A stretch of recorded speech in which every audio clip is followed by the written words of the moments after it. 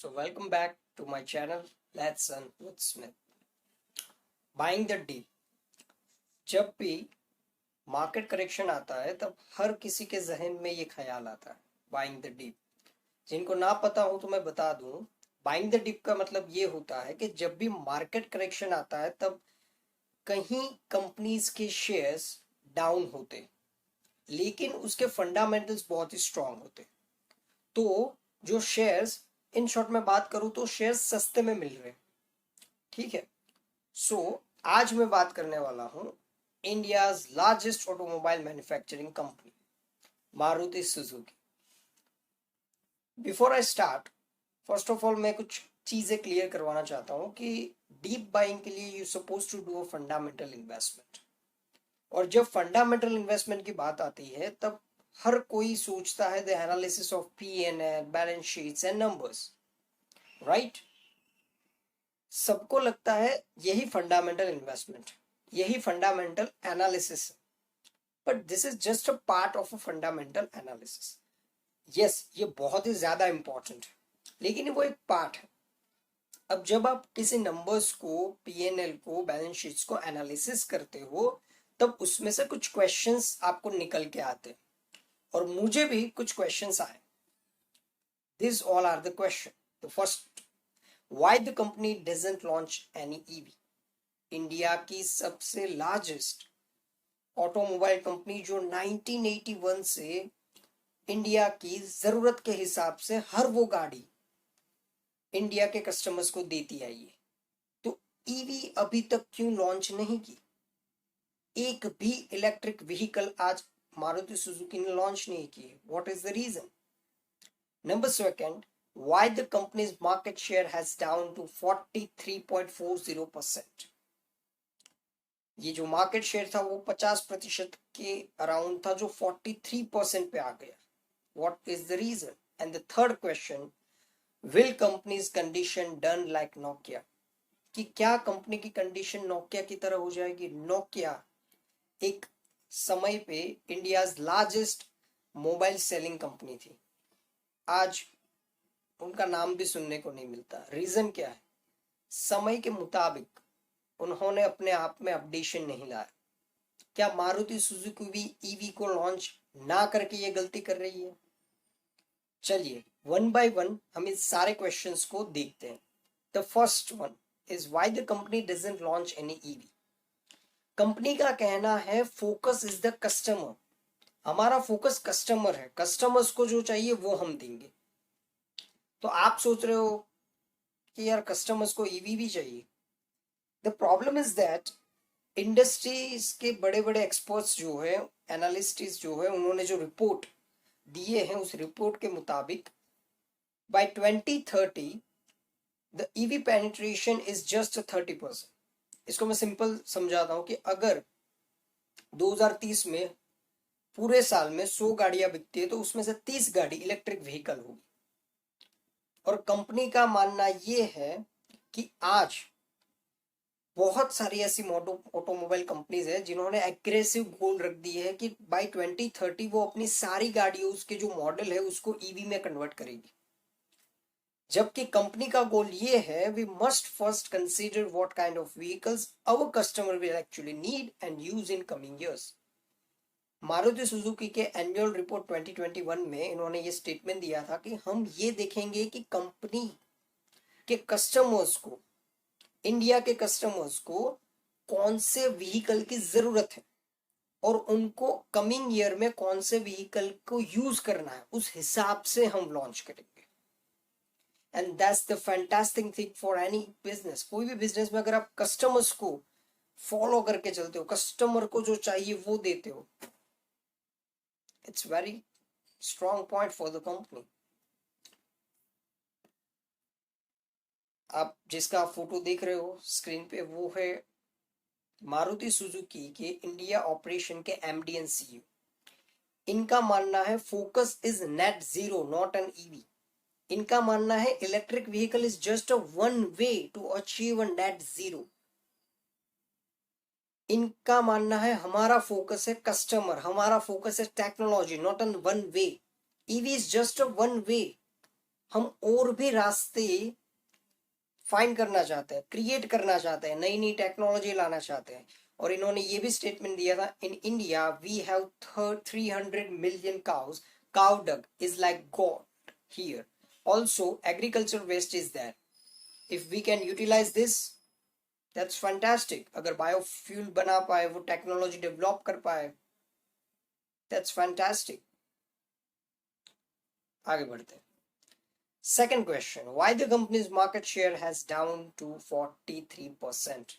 43% तक गिर क्यों गया?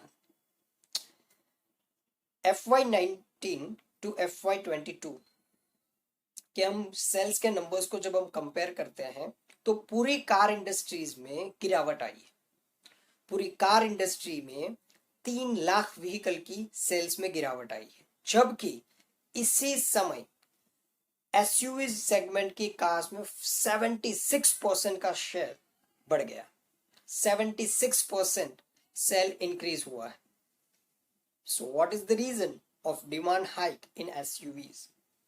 क्वेश्चन आता है ना, पूरी इंडस्ट्री की सेल 3 लाख व्हीकल से गिर गई है, लेकिन एसयूवीज 76% से बढ़ी है। What is the reason? Reason बताएंगे the chairman of Maruti Suzuki India.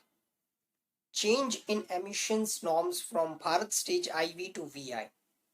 Engines के जो चेंजेस आए उसकी वजह से कॉस्ट बढ़ी और मिड हैचबैक सेगमेंट की गाड़ियां थी उसमें price hack I 38.5%, wherein SUVs the price hike is just 13.5%. इसको मैं सिंपल भाषा में बताऊं तो अब आप मिड हैचबैक यानी कि आप, मैं बात करूं तो i20, अगर आप i20 खरीदने जा रहे हो तो जब उसकी जो प्राइस है और एसयूवीज की प्राइस है उसके बीच में जो 3-4 लाख का फर्क था, अब वो रह गया है 2-3 लाख का। सो इसकी वजह से कोई भी कस्टमर सोचेगा कि चलो ना 1-2 लाख में हम एक बड़ी गाड़ी लेते हैं। So that's the biggest reason कि ये मार्केट शेयर क्यों गिरा है, क्योंकि सुजुकी के पास, मारुति सुजुकी के पास एसयूवीज के ऑप्शंस इतने ज्यादा तगड़े नहीं है comparatively to peer companies, peer groups companies, and that's why ये मार्केट शेयर गिरा है। लास्ट क्वेश्चन है, will companies condition done like Nokia, कि नोकिया की तरह कंडीशन होगी? The answer is big no. क्यों? क्योंकि कंपनी का स्टेटमेंट ये था कि पिछले साल 30 लाख गाड़ियां बिकी थी, जिसमें से 17,000 गाड़ियां, सिर्फ और सिर्फ 17,000 गाड़ियां इलेक्ट्रिक व्हीकल थी, यानी कि 2% से भी कम, 1.5% पकड़ लो। अब इतने कम पेनिट्रेशन में ईवी को लॉन्च करना, उसके पीछे इन्वेस्टमेंट करना is not affordable. That's why हम ये अभी लॉन्च नहीं कर रहे, लेकिन कंपनी ने ये नहीं बोला हम लॉन्च नहीं करेंगे। कंपनी ने ऑलरेडी 7,300 करोड़ के इन्वेस्टमेंट का प्लान और 3,100 करोड़ के इन्वेस्टमेंट का प्लान अनाउंस कर दिया है। इनकी फर्स्ट इलेक्ट्रिक व्हीकल लॉन्च होगी 2025। बात करते हैं कंपटीशन की। सो पैसेंजर व्हीकल मार्केट शेयर की बात करें तो मारुति सुजुकी के पास 43% है, टाटा मोटर के पास 12% एंड महिंद्रा के पास 7%। अब यहां पे सबसे ज्यादा टफ कंपटीशन देता है महिंद्रा एंड महिंद्रा। क्यों?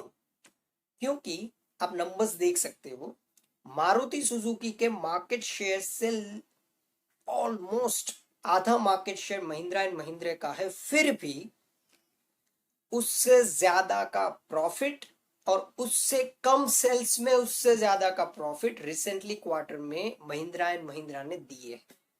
फिर भी महिंद्रा एंड महिंद्रा को 900 रुपए और मारुति सुजुकी को लोग 7 से 8,000 रुपए देते हैं।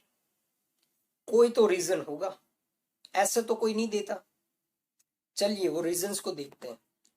Strong points of Maruti Suzuki, ये है वो 4 पॉइंट्स जिसकी वजह से ये इतना बड़ा फर्क है। मैं राइट हैंड साइड से स्टार्ट करता हूं। मारुति सुजुकी इंडिया के जो चेयरमैन हैं, उनकी आइडियोलॉजी, उनका मानना है कि हमारी कंट्री में जो कस्टमर है वो 2 पार्ट में है। The number 1 part is Bharat. Bharat यानी कि ऐसे कस्टमर्स जिनके लिए एक कार खरीदना आज भी एक ड्रीम है, जिनके लिए कार अफोर्डेबल आज भी नहीं है, उनको हम आगे भी किफायती गाड़ियां देते आएंगे, देते रहेंगे। नंबर सेकंड इज इंडिया, यानी कि ऐसे कस्टमर्स जिनकी affordability of buying a car is like of developed countries customer. Develop country के कस्टमर्स की जो परचेज पावर होती है उतनी है उसके पास, और इन्होंने ये भी बोला है कि मैं हम उनकी भी डिमांड को फुलफिल करेंगे। सेकंड है प्रमोटर होल्डिंग, 50% से ज्यादा है, डेप्थ ना के बराबर है, और इन्होंने नेक्सा नाम की ब्रांड को वेल एस्टैब्लिश्ड किया।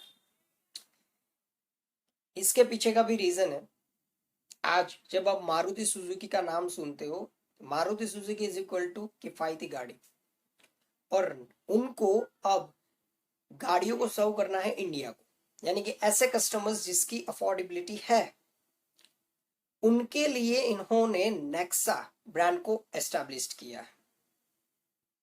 सो ये 4 पॉइंट हैं जिसकी वजह से वो प्राइस मिलते हैं, और ऑफ कोर्स मार्केट शेयर भी तगड़ा है, उसकी वजह से भी मिलते हैं। आगे 82% मार्केट शेयर है सीएनजी गाड़ियों में, यानी कि अगर साल में 100 गाड़ी बिकती है तो उसमें से 100 सीएनजी गाड़ी बिकती है, तो उसमें से 82 गाड़ियां सुजुकी की होती है, मारुति सुजुकी की। आगे देखते हैं इंडिया। इंडिया यानी कि ऐसे कस्टमर्स जिसकी परचेजिंग पावर एक डेवलप कंट्री की तरह है, जब वो मार्केट में गाड़ी खरीदने जाते हैं तब उनके पास क्या ऑप्शंस होते हैं। What type of options India have, इनके पास ये ऑप्शंस होते हैं। New for ever Tata Motors, Tata Motors के ये ऑप्शंस, महिंद्रा एंड महिंद्रा के XUV 700, MG Hector, Kia Seltos, ये ऑप्शंस होते हैं, और इनके सामने सुजुकी की एसयूवीज नहीं टिक सकती। And that's why this is the simple statement given by the CEO and MD of Maruti Suzuki India's operation. We have a strong products plan for India. 1981 से जो कंपनी इंडिया को, India के customer को अपने ज़रूरत के हिसाब से जो गाड़ियां देती आई है वो यकीनन आगे भी देती आएगी। That's it. अब आपके ऊपर है, आपको इसमें इन्वेस्टमेंट करना है कि नहीं। Money is yours, so decision भी आपका होना।